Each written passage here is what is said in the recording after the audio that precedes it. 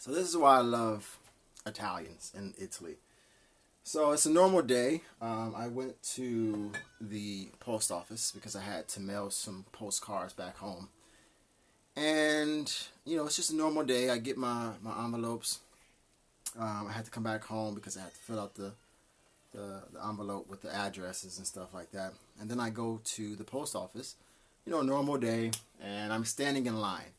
It's not really a line, in Italy people don't really stand in lines, but that's another story. But anyway, we're standing in line, and of course with the post-COVID, we have to stand outside.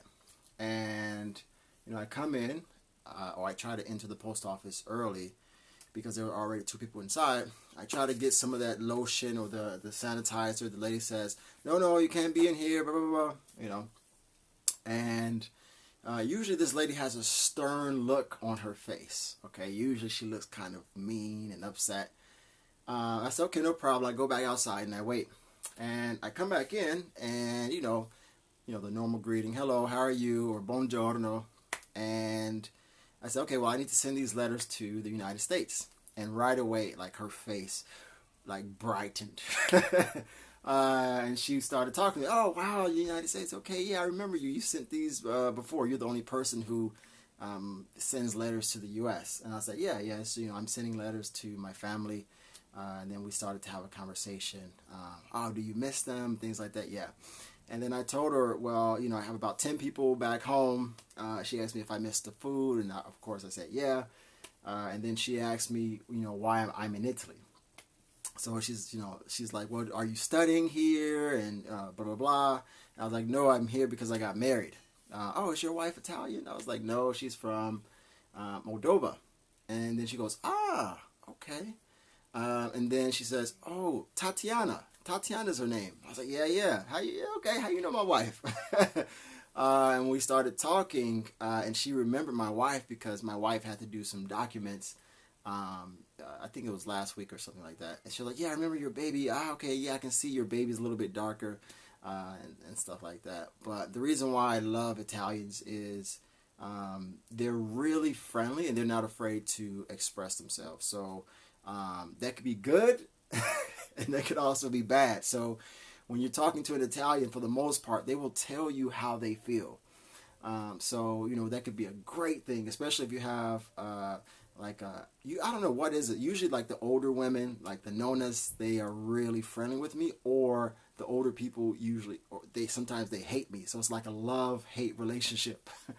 But anyway, just a situation like that just brightened my day, because usually when I'm outside the house, I don't speak to nobody. I'm on my phone like this in my own little world. So, it's just that little conversation just brightened my day, because usually the woman that works there, she usually has a stern, mean look on her face.